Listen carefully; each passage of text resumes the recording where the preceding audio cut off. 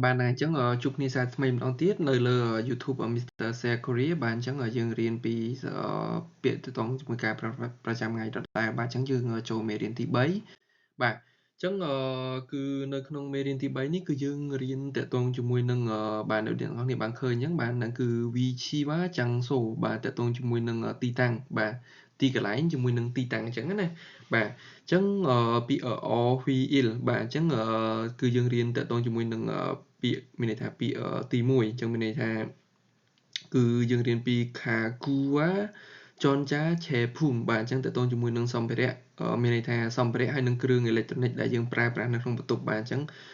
cứ riêng biển ấy cứ tự tôn cho mùi nâng mình này thàឧបករណ៍មួយសំភារៈដែលប្រើប្រាស់ក្នុងបន្ទប់ជាប្រចាំថ្ងៃជាទូទៅនៅក្នុងប្រទេសកូរ៉េរបស់យើងបាទអញ្ចឹងយើងមើលរូបទី1បាទអញ្ចឹងរូបទី1នេះបាទពេលយើងមើលនៅលើនេះមកចឹងយើងឃើញអញ្ចឹង air or con បាទអញ្ចឹងគឺម៉ាស៊ីនត្រជាក់បាទអញ្ចឹងម៉ាស៊ីនត្រជាក់នៅកន្លែងនេះបាទអញ្ចឹងទី2គឺឈីមដែរបាទក្រែគេងបាទអញ្ចឹងទី3គឺអ៊ឺចាគឺកៅអីយើងអង្គុយបាទអញ្ចឹងទី4គឺ check sang គឺតុមានន័យថាតុរបស់យើងអង្គុយរៀនអញ្ចឹងមានយើងដាក់កុំព្យូទ័រអីបានដែរអញ្ចឹងណាអញ្ចឹងទី5គឺអូតចាំងបាទអញ្ចឹងអូតចាំងគឺទូដាក់ខោអាវយើងរបស់យើងបាទអញ្ចឹងជាទូទៅគឺសម្ភារៈដែលត្រូវតែមានក្នុងបន្ទប់គឺមានទាំងអស់ហ្នឹងបាទអញ្ចឹងពេលដែលយើងមកយើងគេសួរយើងមានអីមានអូតចាំងមាន air មាន air or con អីអត់ចឹងណាអញ្ចឹងមានឈីមដែរអត់ចឹងយើងគួរតែចេះពាក្យទាំងអស់ហ្នឹងបាទយើងគួរតែរៀនពាក្យទាំងអស់ហ្នឹងឲ្យបានចេះមកអញ្ចឹងមានភាពងាយស្រួលក្នុងការប្រស្រ័យទំនាក់ទំនងជាមួយនឹងជនជាតិកូរ៉េដែរអញ្ចឹងណាបាទអញ្ចឹងពាក្យបន្តទៀតនៅក្នុងផ្ទះបាយរបស់យើងអញ្ចឹងនៅក្នុងផ្ទះបាយរបស់យើងអញ្ចឹងយើងមានទី1ហ្នឹងគឺ sofa ចឹង sofa គឺមានន័យសាឡុងរបស់យើងបាទនៅក្បែរនេះបាទពណ៌រាងក្រហមតិចនេះគៀមជ្រូកបាទអញ្ចឹងទី7គឺ television បាទអញ្ចឹង television គឺ TV របស់យើងអញ្ចឹងយើងប្រើពាក្យ TV ក៏បានដែរហ្នឹងហើយអញ្ចឹងទី8គឺ Choncha Range អញ្ចឹងគឺ microwave ចាអញ្ចឹងនៅកូរ៉េគឺមាន microwave សម្រាប់យើងមានន័យយើងកម្ដៅម្ហូបឬមួយកម្ដៅរបស់កកឲ្យក្ដៅដើម្បីយកទៅញ៉ាំបានអញ្ចឹងណាបាទអញ្ចឹងទី9គឺសេថាគីអញ្ចឹងគឺនៅកូរ៉េគឺយើងអត់បោកខោអាវនឹងដៃទេដោយសារតែភាគច្រើនយើងអត់មានពេលអីចឹងណាអញ្ចឹងគឺម៉ាស៊ីនបោកខោអាវគឺនៅកន្លែងនេះបាទអញ្ចឹងម៉ាស៊ីនបោកខោអាវបាទអញ្ចឹងទី10គឺណេងចាំងកូបាទគឺយើងត្រូវដាច់ខាតត្រូវតែមានន័យថាទូទឹកកកបាទទូទឹកកកអញ្ចឹងខាងលើនេះគឺទូកកខាងក្រោមនេះទូយើងដាក់អីវ៉ាន់ត្រជាក់មុំអញ្ចឹងកុំឲ្យខូចលះខូច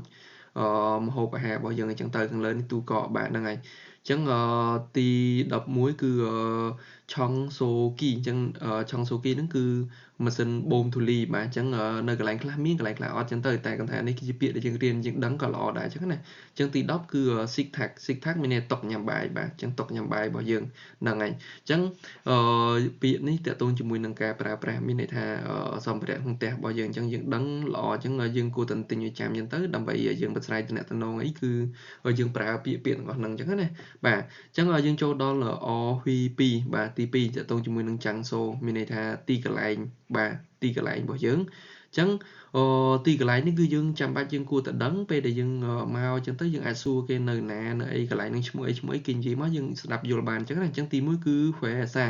អញ្ចឹង Fresa គឺក្រុមហ៊ុនបកកន្លែងធ្វើការរបស់យើងអញ្ចឹងណាបាទអញ្ចឹងទី2គឺ Sitang បាទអញ្ចឹង Sitang មានន័យថាកន្លែងញ៉ាំបាយកន្លែងហាងបាយrestaurant បាទហើយហាងបាយរបស់យើង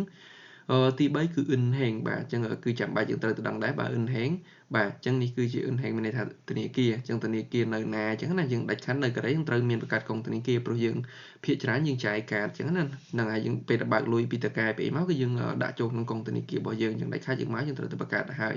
អូខេអញ្ចឹងទី4គឺ coffee shop អញ្ចឹង coffee shop មានន័យហាងកាហ្វេបាទអញ្ចឹងហាងកាហ្វេនៅកូរ៉េគឺមានសង្គ្រប់ទីកន្លែងបាទហ្នឹងហើយអូខេអញ្ចឹងទី5គឺផ្យនីចមអញ្ចឹងផ្យនីចមមានន័យថាម៉ាតរបស់យើងម៉ាតតូចដូចជាមាន CU មាន 7-Eleven មាន CS អញ្ចឹងទៅបាទមាន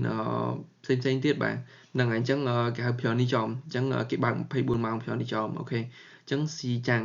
បាទអញ្ចឹងពាក្យស៊ីចាំងមានន័យថាផ្សាររបស់យើងមានន័យថាបើនៅខ្មែរយើងគឺដូចយើងផ្សាររបស់យើងបើកជារួមទៅគឺតកតមួយផ្សាររបស់យើងបាទអញ្ចឹងផ្សារអញ្ចឹងពាក្យបន្តមកទៀតគឺមីយងស៊ីលបាទអញ្ចឹងមីយងស៊ីលអញ្ចឹងមីយងស៊ីលគឺកន្លែងសាឡនអញ្ចឹងកន្លែងកាត់សក់កន្លែងយើងធ្វើសក់លាបពណ៌សក់អីផ្សេងអញ្ចឹងទៅហ្នឹងហើយសេវាកម្មទៅមួយខាងសក់អ ចឹងទី8គឺ supermarket បាទចឹងsupermarket ដូចផ្សារទំនើបបាទផ្សារទំនើបហ្នឹងគឺមានន័យថាគេលក់អីវ៉ាន់បោះដុំហ្នឹងគឺយើងអាចរកទិញនៅនឹងបានបាទពាក្យបន្ទាប់នេះគឺ Pyongwon ចឹងមន្ទីរពេទ្យបាទចឹងយើងឈឺចឹងយើងត្រូវទៅមន្ទីរពេទ្យបាទយើងត្រូវចេះពាក្យគេដែរ Pyongwon ចឹងពាក្យបន្ទាប់ទៀតគឺUcheok បាទ Ucheok គឺpost office មានន័យថាកន្លែងយើងផ្ញើយើងចង់ផ្ញើអីវ៉ាន់ផ្ញើអីចឹងទៅនឹងផ្ញើឯកសារឬផ្ញើអីវ៉ាន់ចឹងគឺ Ucheok បាទផ្ញើអីវ៉ាន់ទៅវិញទៅមកចឹងទៅហ្នឹងហើយបាទចឹងពាក្យបន្ទាប់ទៀតគឺ chip បាទ chip គឺផ្ទះបាទគឺផ្ទះយើងទាំងមូលតែម្ដងហ្នឹងគេហៅ chip ជាទូទៅចឹងក្នុងផ្ទះហ្នឹងគឺមានផាំងហ្នឹងគឺបន្ទប់របស់យើងបាទចឹងបន្ទប់របស់យើងចឹងពាក្យមួយទៀតគឺហួាចាំងស៊ីលគឺមានន័យថាបន្ទប់ទឹកបាទចឹងបន្ទប់ទឹកគឺគេបែងចែកទៀតមានស្រីមានប្រុសចឹងទៅមានណាំចាហ្វាចាំងស៊ីលចចាហ្វាចាំងស៊ីលចឹងទៅចឹងពាក្យបន្ទាប់ទៀតគឺពាក្យកស៊ីលចឹងកស៊ីលគឺមានន័យថាបន្ទប់ទទួលភ្ញៀវបាទបន្ទប់ទទួលភ្ញៀវរបស់យើងអញ្ចឹងណាអញ្ចឹងមានសាឡុងមានទូទស្សន៍មានអីចឹងទៅមួយទៀតគឺភូអុកចឹងភូអុកហ្នឹងគឺវាស្មើនឹងពាក្យជូបាំងមួយទៀតបាទមានន័យថាជូបាំងហ្នឹងមានន័យថាផ្ទះបាយបាទផ្ទះបាយរបស់យើងកន្លែងយើងធ្វើម្ហូបចម្អិនម្ហូបអីចឹងទៅអញ្ចឹងកន្លែងនេះគឺពាក្យមួយទៀតតទៅជាមួយនឹងយើងរៀនឲ្យចេះដែរគឺយ៉គីកគីបាទខ្ញុំនិយាយយ៉គីហ្នឹងទីនេះកគីហ្នឹងគឺទីនោះមួយទៀតគឺឆគីមានន័យថានៅទីនោះដូចគ្នាហើយអឌីចឹងអឌីមានន័យថាបកថាទីណាចឹងណាចឹងពេលខ្លះយើង